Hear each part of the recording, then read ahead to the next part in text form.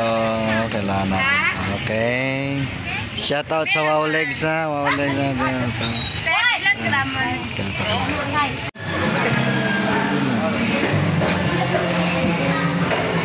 Good day mga papi! Today's episode, no, gagawa tayo ng DIY ginamos. Or tawag ng iba is fermented fish.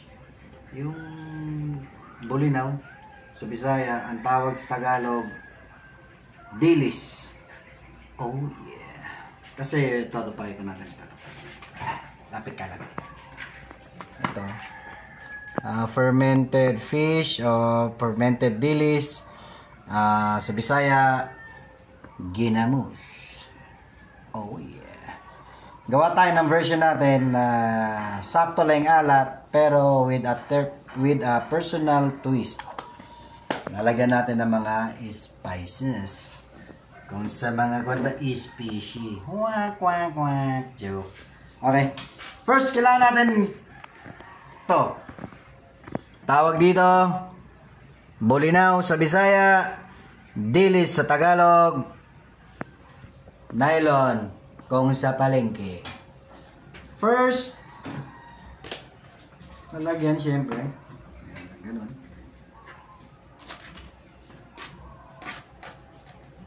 Yeah, baby.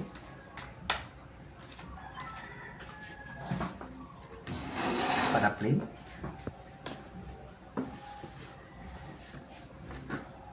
Siyempre para ma-preserve ang dilis, asin.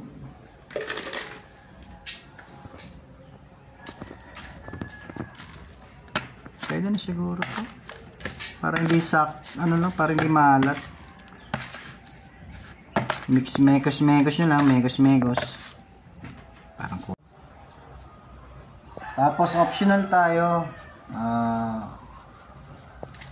Bawang sa Tagalog, pero sa Mindanao, ahos tawag namin dito. Lagyan natin. Kasi personal use naman natin to. Tapos para mas masarap. Crush, crush, crush.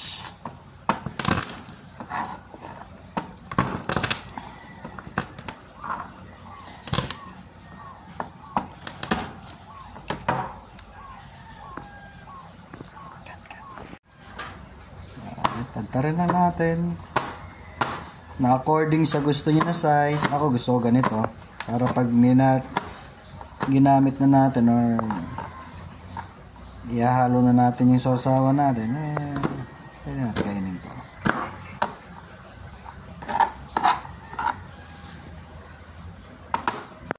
Tingnan nyo, nagtutubig na mga papi.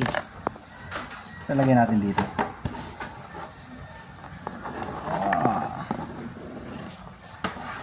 But wait, there's more. Para mas special talaga yung ginamos natin. Lagyan natin ito.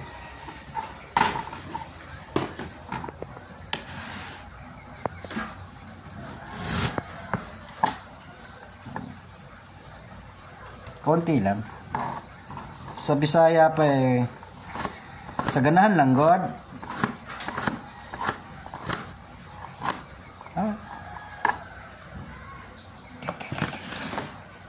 Gang.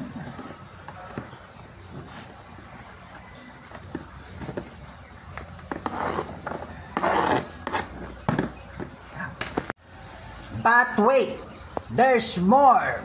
Para special gidang ginamos, DIY ginamos. Lagyan natin paminta.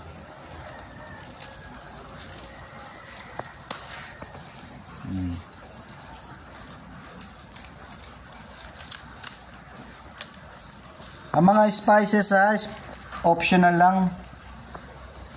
Tapos mekos-mekos. Mekos-mekos. Mekos-mekos. Super special ginamos. Oh yeah.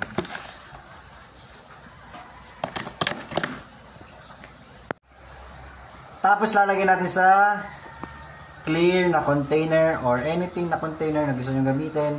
Pero ako, preferred ko ganito para in kaso gusto na natin kayo na makikita natin sa loob na nagtutubig na parang ganito, na ready na. Ayan o. Alright. Oh yeah.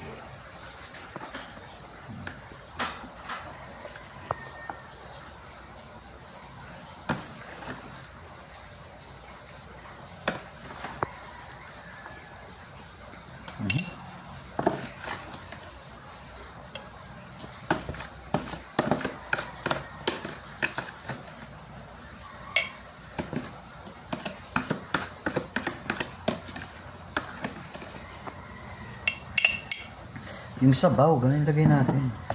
Ito. Sabaw, sayang yun.